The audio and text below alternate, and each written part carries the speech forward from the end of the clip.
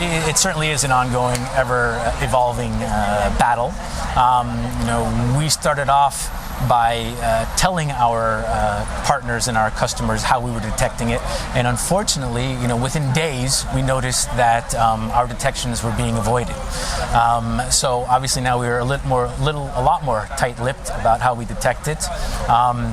But nonetheless, yes, you notice that after about 6 months of a new detection coming into force, it just loses importance because the fraudsters are finding ways to skip it.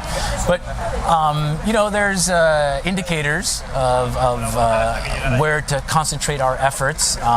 For example, if anything's too good to be true, you got to look into it, and you often find that the fraud is occurring in any of these situations, which allows us to study the traffic and add detections for these cases. And we also have, of course, our algorithms, our machine learning technologies, which have really spotted the publishers who are generating fraud, also the advertisers who are suffering fraud.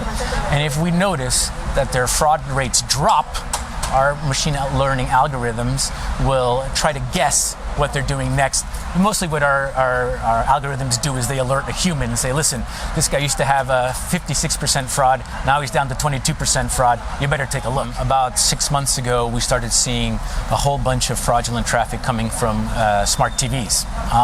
Just last week or 2 weeks ago, I saw a blog post by Samsung instructing people how to add a antivirus to their televisions.